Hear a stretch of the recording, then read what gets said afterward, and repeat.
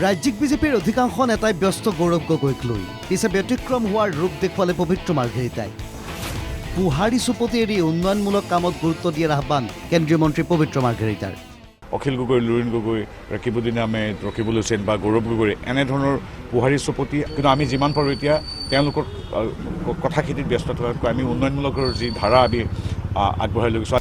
গৌৰৱ গগৈৰ প্ৰসংগত ৰাজনীতি উত্তাল হৈ থকাৰ সময়তে নগাঁৱত মন্ত্ৰী পবিত্ৰ মাৰ্ঘেৰিটাই তাৎপৰ্যপূৰ্ণ মন্তব্য কৰে। পুনৰ শুনক কি ক'লে কেন্দ্ৰীয় মন্ত্ৰীজনে। অখিল গগৈ লুৰিণ গগৈ ৰাকিবুদ্দিন আহমেদ ৰকিবুল হুছেইন বা গৌৰৱ গগৈ এনেধৰণৰ পুহাৰী চুপতি কিন্তু আমি যিমান পাৰোঁ এতিয়া তেওঁলোকৰ কথাখিনিত ব্যস্ত থকাতকৈ আমি উন্নয়নমূলকৰ যি ধাৰা আমি আগবঢ়াই লৈ গৈছোঁ। কেন্দ্ৰীয় মন্ত্ৰীয়ে মন্তব্যৰ পৰিৱৰ্তে অসমৰ সাংসদৰ পাকিস্তান ভ্ৰমণৰ প্ৰসংগ উত্থাপন কৰি মুখ্যমন্ত্ৰী হিমন্ত বিশ্ব শৰ্মাই যোৰহাটত গৌৰৱ গগৈৰ বিজয় এক দুৰ্ঘটনা বুলি ব্যাখ্যা কৰে। গৌৰৱ গগৈৰ বিজয়টো এটা দুৰ্ঘটনা আছিলে সেই সময়ত কিহৰ কাৰণে যে সেই সময়ত ৰাইজে ভাবিছিলে যে লোকসভাত তেওঁ ভাল বক্তব্য দিয়ে, মানুহৰ মনত এটা ধাৰণাৰ সৃষ্টি হৈছিল যে বিধানসভাত বিজেপিকে দিম কিন্তু লোকসভাত ডেকা ল'ৰাজনক দিওঁ। তদুপৰি মুখ্যমন্ত্ৰীজনে সাংসদৰূপে গৌৰৱ গগৈক সংসদত অসম বা যোৰহাটৰ প্ৰসংগত নীৰৱতা অৱলম্বন কৰাৰ অভিযোগ উত্থাপন কৰে। তেওঁ যোৰহাট অসমৰ প্ৰসংগ এৰি দেশ বিৰোধী কাৰ্যত লিপ্ত থকা বুলি পুনৰ দাবী কৰে হিমন্ত বিশ্ব শৰ্মাই। যোৱা এটা বছৰত যোৰহাটৰ বিষয়ে এটা কথা সংসদত নকলে, অসমৰ বিষয়ে এটা কথা নকলে আৰু গোটেই সময়ছোৱাত ভাৰত বিৰোধী কামৰ লগত নিজক জড়িত কৰি ৰাখিলে। আনকি বিহুত সাংসদজন যোৰহাটত নথকা প্ৰসংগ উত্থাপন কৰি বিহুত চান্দা দিব লাগে বুলি আঁতৰি থকা বুলি কয় হিমন্ত বিশ্ব শৰ্মাই। ঈদ আহিছে, নামাজ পঢ়াটো নিজৰ স্বাধীনতা, কিন্তু যোৰহাটৰ সংসদজনে গুৱাহাটীত নামাজ পঢ়িব নে যোৰহাটত পঢ়িব? আজি মুকলি বিহু প্ৰথম দিনাৰ বিহু, লতাশিলত পতাকা উত্তোলন কৰিব কাৰণেতো আমি আছোৱেই, কিন্তু আপুনিতো যোৰহাটত থাকিব লাগে। গোটেই বিহুৰ সময়টোত ক'ৰবাত 2 টকা চান্দা দিব লাগে বুলিয়ে তেওঁ মানুহৰ পৰা আঁতৰি থাকে। মন্ত্ৰী পীযুষ হাজৰিকাই গৌৰৱ গগৈক আক্ৰমণৰ লক্ষ্য কৰি লয়। পিতৃৰ নাম নোলোৱাকৈ গৌৰৱক যুক্তি দিয়াৰ আহ্বান জনালে পীযুষ হাজৰিকাই। এতিয়া তেখেতে উত্তৰ দিবলৈ গৈ তেখেতৰ পিতৃক টানি অনা দেখিছোঁ। ইলেকশ্যনৰ সময়তো তেখেতৰ পিতৃক টানি আনিছিলে।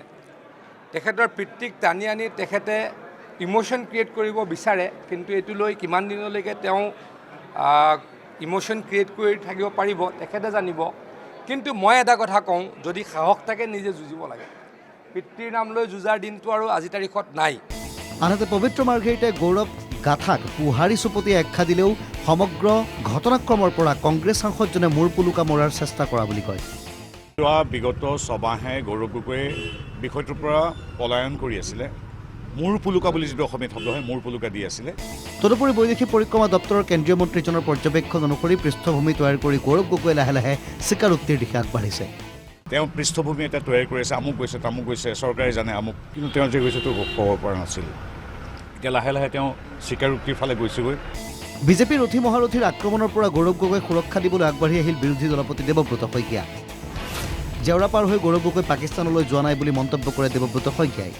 গৌৰৱ গগৈ ডাঙৰীয়া, তেওঁৰ পিতৃ তৰুণ গগৈ ডাঙৰীয়া নিশ্চয় এনেকুৱা কামৰ বাবে তেওঁক পঠোৱা নাই যে তেওঁ হাবি জংঘল পাৰ হৈ অন্য দেশলৈ যাব। এনেকুৱা এটা গৌৰৱ গগৈ জেওৰা পাৰ হৈ পাকিস্তান গৈছে বুলিতো মই বিশ্বাস নকৰোঁ। আনহাতে পাকিস্তানলৈ যোৱাটো অপৰাধ নহয় বুলি দোহাৰি SIT গঠন কৰাটো নিৰৰ্থক আৰু বিষয়টো কেন্দ্ৰীয় চৰকাৰৰহে বুলি কয় বিধায়কজনে। পাকিস্তান যোৱাটো অপৰাধ নহয়, যিটো সময়ত তেওঁ যোৱাৰ কথা কৈছে। আৰু এতিয়া যদি কোনোবা যায়, যেতিয়া ভাৰতে ডিপ্ল'মেটিক ৰিলেশ্যনটো নাইকিয়া কৰিছে, এইখিনি সময়ত গ'লে নিশ্চয় সেয়া অপৰাধ হ'ব। যদি গৈছিল নিশ্চিতভাৱে চৰকাৰৰ হাতত তথ্য আছে, কেন্দ্ৰীয় চৰকাৰৰ সংস্থাসমূহৰ লগত তেওঁলোককহে এই কামখিনি কৰিবলৈ দিব লাগিছিল। SITৰ কোনো প্ৰয়োজন নাছিল। মুখ্যমন্ত্ৰীক চাগে অতিৰিক্ত দায়িত্ব দি থৈছে নেকি। গৌৰৱ গাথাৰ ক্ষেত্ৰত কেন্দ্ৰীয় মন্ত্ৰী পবিত্ৰ মাৰ্ঘেৰিটাই সহায় কৰিব পাৰে বুলি তাৎপৰ্যপূৰ্ণ মন্তব্য কৰে দেৱব্ৰত শইকীয়াই। এক্সটাৰ্নেল এফেয়াৰ্ছৰ ৰাজ্যিক মন্ত্ৰী পবিত্ৰ মাৰ্ঘেৰিটা তেওঁ আমাক সহায় কৰিব পাৰে। তেখেতে যদি ইচ্ছা কৰে অকণমান মাত মাতিব পাৰে, কিন্তু তেখেতেও মাত মতা নাই। SIT বুলি কৈ পেলাই সকলোৱে এটা বাতাবৰণ সৃষ্টি কৰিব বিচাৰিছে ছেপ্টেম্বৰ মাহলৈকে। এতিয়া 10 ছেপ্টেম্বৰৰ 11 বজালৈ নিশ্চয় অপেক্ষা কৰিব নালাগিব গৌৰৱ গাথাক লৈ উৎকণ্ঠিতসকলে। এটা দুটাকৈ সকলো কথাই মুখ্যমন্ত্ৰী আৰু গৌৰৱ গগৈ মুকলি কৰাৰ সম্ভাৱনাই অধিক। Bureau report NKTV+।